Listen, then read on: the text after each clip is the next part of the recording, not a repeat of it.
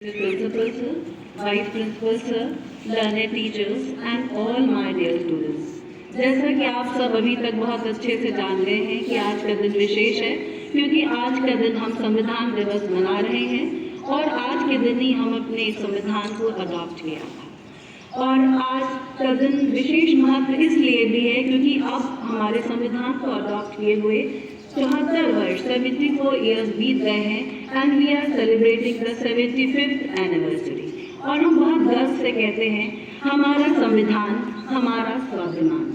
तो संविधान के बारे में आप ग्रुप में भी बाकियों से भी बहुत कुछ जान चुके हैं और हमारे यहाँ पर असेंबली में हम देख रहे हैं हर क्लास के बच्चे हैं।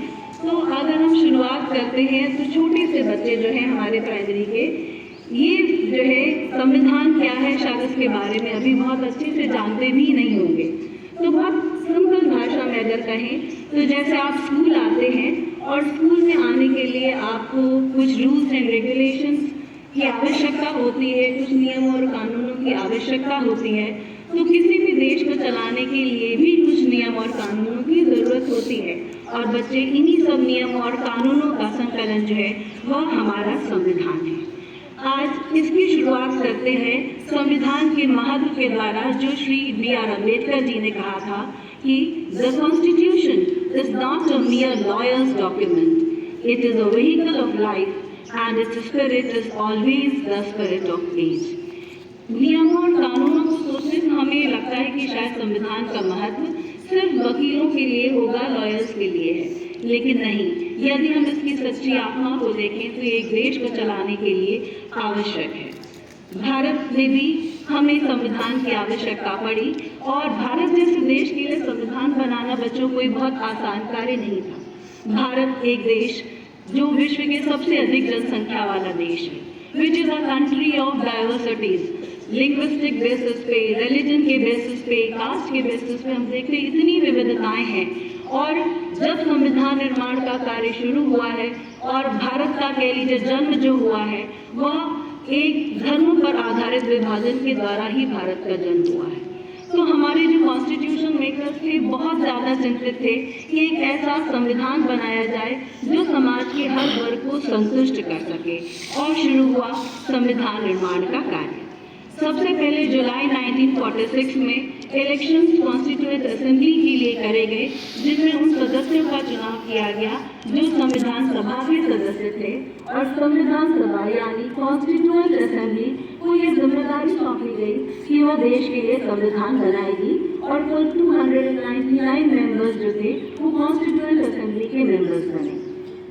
दिसंबर 1946 में कॉन्स्टिट्यूएंट असेंबली की फर्स्ट मीटिंग जो है उसको किया गया और डॉक्टर B.R. अम्बेडकर के नेतृत्व में एक कमेटी बनी, ड्राफ्टिंग कमेटी, जिसने ड्राफ्ट तैयार किया, खाका तैयार किया प्रस्तावित संविधान का। और इसमें हम ये ना सोचे कि केवल एक व्यक्ति का मत था, इसमें सभी लोगों ने अपने विचार दिए, एक गंभीर बहस हुई, विचार विमर्श किए गए and after long debates and discussions we have prepared our constitution as we have already know in about 2 years 11 months and 18 days और बनकर तैयार हुआ दुनिया का सबसे लंबा संविधान, the largest constitution of the world having 22 parts, 12 schedules and 395 articles।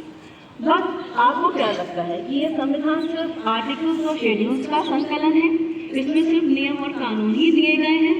तो नहीं, उत्तर होगा इसका नहीं, क्योंकि यदि हम संविधान की प्रस्तावना which is an introductory part of the preamble को अगर हम देखें, which is the introductory part of our constitution, it shows the guiding principles of our constitution.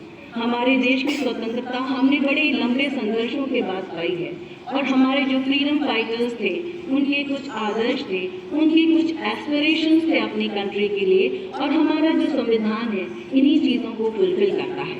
हमारा जो संविधान है वो बताता है कि इंडिया जो है वो हम कैसा बनाना चाहते हैं। It is a sovereign, socialist, secular and democratic Republic and at the same time our constitution it guarantees justice, equality and liberty to all its citizens।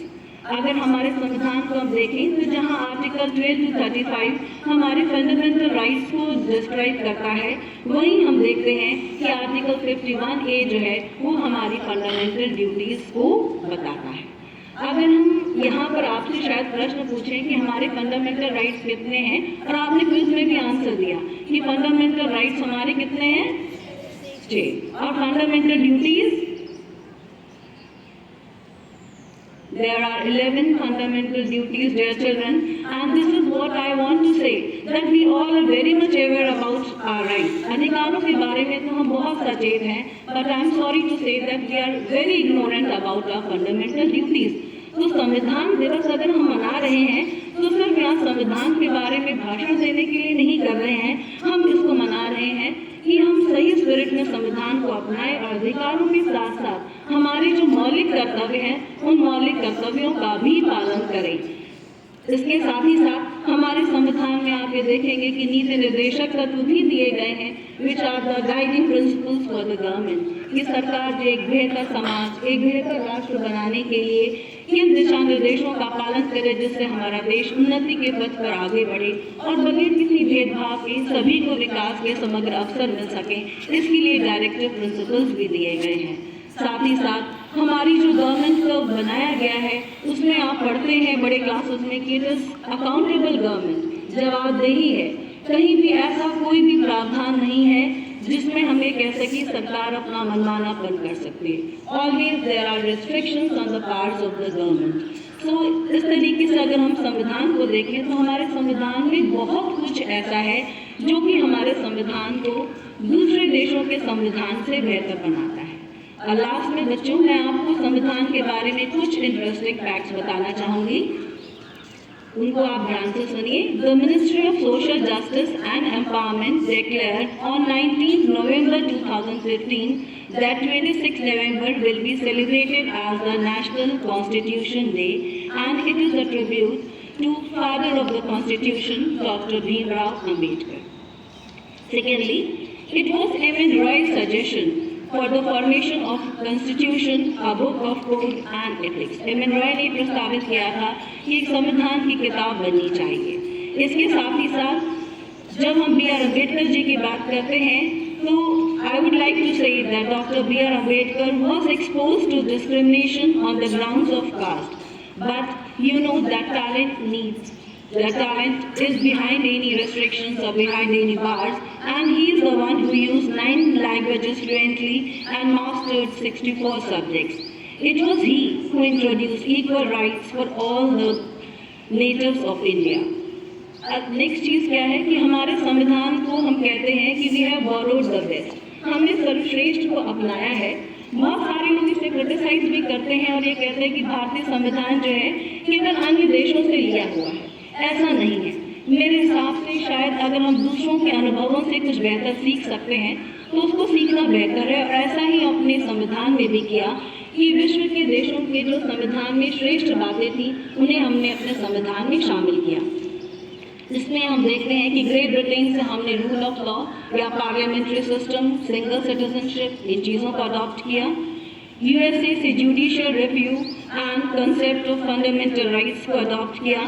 Russia से हमने fundamental duties, ideas of political, social and economic justice को adopt किया। Canada से system of federation, Ireland से directive principles, and yes, France after French Revolution, we were motivated by the ideas of liberty, equality and fraternity. Children, we have come to know that our constitution is the world's largest constitution, और आपको ये जानकर आश्चर्य होगा कि it is a handwritten constitution. इसकी जो मूल प्रति है हस्तलिखित है, और इसको लिखने का श्रेय जाता है श्री प्रेम बिहारी नारायण रायजादा को, जिन्होंने अपनी राइटिंग में पूरे डॉक्यूमेंट को लिखा है और ये हमारी पुरानी संसद में अभी तक सुरक्षित रखा हुआ है। इसके अलावा हमारे संविधान के हर पृष्ठ को डेकोरेट भी किया गया है, और the unique feature which we are discussing now कि जो उसका डेकोरेशन किया गया है, it was done by the artist of Shantiniketan which was established by Gurudev Rabindranath Tagore. इनके आर्टिस्ट ने इसके हर पेज को डेकोरेट किया है, और इसके जो हेड थे श्री नंदलाल बोस, इन्होंने इसके कवर पेज को भी डेकोरेट किया है। So children, I think by now you have come to know about different aspects of our constitution. बहुत कुछ है constitution के बारे में, जो वर्ल्ड का लार्जेस्ट constitution है, उसमें अगर बोलते रहें तो शायद पूरा दिन लग जाएगा। बट मुझे ये लगता है कि constitution डे के लिए सार्थकता इसी में है कि हम इसको सही मायने में अपनाएं और उसको ट्रू स्पिरिट में फॉलो करें। जो बी आर अम्बेडकर जी ने कहा था कि however good a constitution may be, those who are implementing it if are not good, it will always prove to be bad. तो संविधान अच्छा हो या बुरा, इस बात पर निर्भर करता है कि उसको इम्प्लीमेंट कौन कर रहा है, एंड हम और आप ही मिलकर इसको इम्प्लीमेंट करते हैं। तो चलिए इस दिन की सार्थकता को हम मनाते हैं और प्रण लेते हैं कि we will imbibe our constitution in its true spirit. Thank you children.